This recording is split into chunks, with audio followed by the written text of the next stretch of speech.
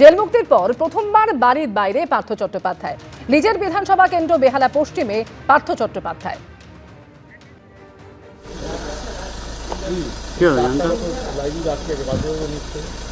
ছবি দেখতে পাচ্ছেন, জেল মুক্তির পর এই প্রথমবার বাড়ির বাইরে বেরোতে দেখা গেল পার্থ চট্টোপাধ্যায়কে। নিজের বিধানসভা কেন্দ্র বেহালা পশ্চিমে বিভিন্ন এলাকায় তিনি গেলেন জনসংযোগে পার্থ চট্টোপাধ্যায়।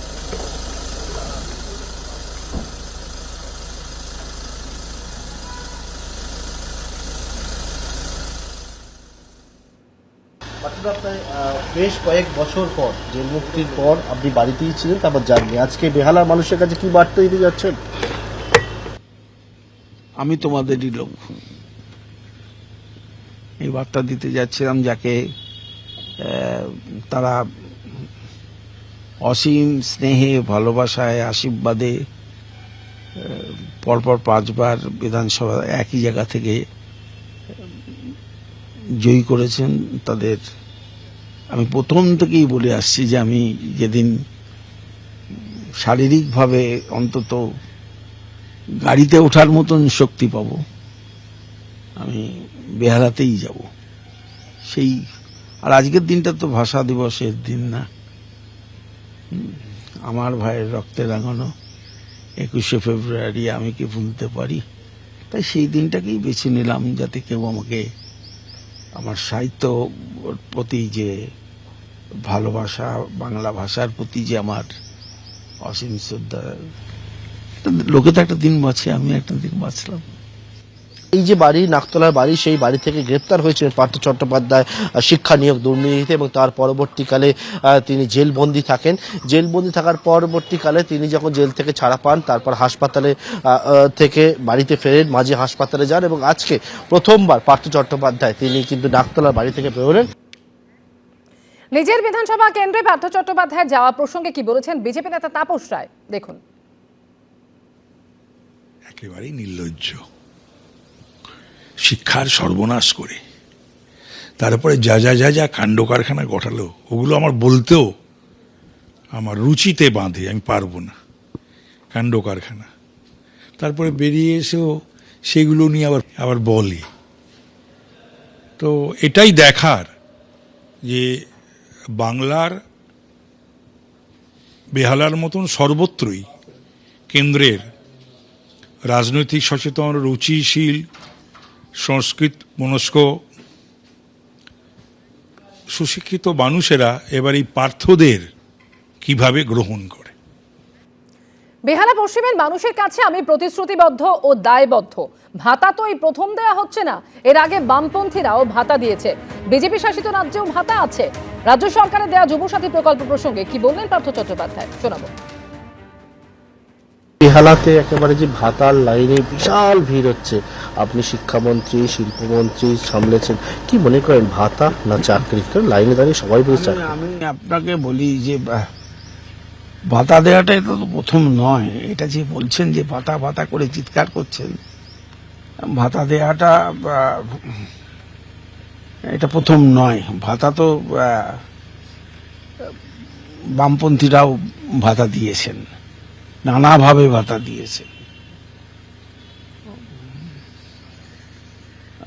বিজেপি গভর্নমেন্ট, কেন্দ্রীয় সরকার বা বিজেপি শাসিত রাজ্যেও ভাতা আছে।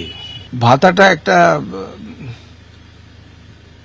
অন্য মাত্রার, কিন্তু কর্মসংস্থানটা সবচেয়ে আগে। ভাতার বিকল্প তো ছিল, বহু চাকরি দেয়া যেত, প্রায় 6 লক্ষ শূন্যপদ রয়েছে। সে ব্যাপারে মুখ্যমন্ত্রীর ভাবনা কি? শিল্প আনা, কর্মসংস্থান তৈরির কাজ তো করতে হবে। কি বলছেন তাপস রায়, শুনবো। বহু চাকরি দেওয়া যেতে পারত, এই ভাতার বিকল্প তো ছিল। প্রায় 6 লক্ষ মতন আসন, মানে শূন্য পদ রয়েছে। সেগুলো কি করলেন না করলেন মমতা ব্যানার্জি, বা কি ভাবনা চিন্তা তার আমি জানি না। তো সুতরাং শিল্প আনতে হবে, কর্মসংস্থান সৃষ্টি করতে হবে। তো এই কাজগুলো তো করতে হবে, এই কাজগুলোই তো সরকারের কাজ। জেলমুক্তির পর আজ প্রথম বাড়ির বাইরে বেরোলেন পার্থ চট্টোপাধ্যায় এবং বাড়ির বাইরে বেরিয়ে তিনি বললেন যে বেহালা পশ্চিমের মানুষের কাছে আমি প্রতিশ্রুতিবদ্ধ এবং দায়বদ্ধ। ভাতা নিয়েও তিনি বক্তব্য রাখলেন। কি বলেছেন এই প্রসঙ্গে সিপিএম নেতা শতরূপ ঘোষ, আমরা কথা বলেছিলাম তার সঙ্গে, রাখবো আপনাদের সামনে। চোর ধরা পড়ার পরে, চোর জেল খাটার পরে চোরের বুদ্ধি বেড়েছে। যে কথাগুলো আমরা 15 বছর ধরে বলে আসছি, লোকের চাকরি চুরি করে কোটি কোটি টাকা দুর্নীতি করে ধরা পড়ে 3 বছর জেল খেটে এসে এখন পার্থ চ্যাটার্জির মাথায় সেই বুদ্ধি খুলেছে। তবে আমরা বুঝতে পারছি না এখন বেরিয়ে কথাগুলো বলার পেছনে ওনার রাজনৈতিক উদ্দেশ্যটা কি। উনি কি মমতা বন্দ্যোপাধ্যায়ের উপর চাপ তৈরি করছেন যাতে মমতা বন্দ্যোপাধ্যায় ওনাকে আরেকবার প্রার্থী করতে বাধ্য হন? এমনি তৃণমূল ওনার প্রতি কিছুটা নরম, বোঝাই গেছে। এখন আবার বিধানসভাতে ফেরত নিয়েছে, বিধানসভার কমিটিতে ঢুকিয়েছে। সেই ডিলটাকে ফাইনাল করার জন্য এইসব করছেন, নাকি অন্য কোনো দলগুলোর কাছে ফিলার পাঠাচ্ছেন যে আমি অ্যাভেলেবেল আছি, এবার তোমরা আমাকে মিস কল দাও, আমি তোমাদের দলে যাব? ভাতার আগে চাকরি চাই, যে বিষয় নিয়ে বিরোধীরা বারবার সরব হচ্ছে। আর কি বলছেন এই নিয়ে তৃণমূলের সোশ্যাল মিডিয়া সেলের ইনচার্জ দেবাংশু ভট্টাচার্য, শুনুন।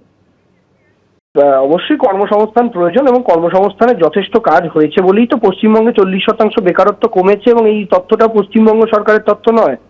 পার্লামেন্টে দাঁড়িয়ে দেশের প্রধানমন্ত্রী পশ্চিমবঙ্গে 1 কোটি চাকরি দেওয়ার কথা স্বীকার করেছিলেন 2019-এর লোকসভা নির্বাচনের আগে বা পরে। সেটা রেজিস্টার্ড রয়েছে লোকসভার খাতায়। যিনি এই কথাটা বলছেন তার এটা মাথায় রাখা ছিল, তিনি শিক্ষামন্ত্রী থাকাকালীন যদি সঠিকভাবে চাকরিগুলো দিতেন তাহলে দলেরও মুখ পুড়তো না এবং সর্বোপরি প্রকৃত মানুষজন চাকরিটা পেত। সেই কাজগুলো যিনি করেননি তার অন্তত বেরিয়ে এসে এই সমস্ত কথা বলার কোনো তো জায়গা থাকে না। আন্তর্জাতিক মাতৃভাষা দিবসে এক্স স্যান্ডেলে পোস্ট করলেন মুখ্যমন্ত্রী মমতা বন্দ্যোপাধ্যায়। যে কোনো ভাষার উপর আক্রমণ এলে সবাই মিলে তার বিরুদ্ধে রুখে দাঁড়াবো। 15 দিনে আরো একবার অঙ্গীকার করছি। আন্তর্জাতিক মাতৃভাষা দিবসে এক্স স্যান্ডেলে এমনই পোস্ট করেছেন মুখ্যমন্ত্রী। বাংলা শুধু নয়, সব ভাষাকেই তারা সম্মান করেন, পোস্টে দাবি করেছেন মুখ্যমন্ত্রী। আন্তর্জাতিক মাতৃভাষা দিবসে এক্স স্যান্ডেলে মুখ্যমন্ত্রীর পোস্ট, যে কোনো ভাষার উপর আক্রমণ এলে সবাই মিলে তার বিরুদ্ধে রুখে দাঁড়াবো। 15 দিনে আরো একবার অঙ্গীকার করছি। আন্তর্জাতিক মাতৃভাষা দিবসে এক্স স্যান্ডেলে পোস্ট করেছেন মুখ্যমন্ত্রী মমতা বন্দ্যোপাধ্যায়। বাংলা শুধু নয়, সব ভাষাকেই তারা সম্মান করেন বলে পোস্টে দাবি করেছেন মুখ্যমন্ত্রী।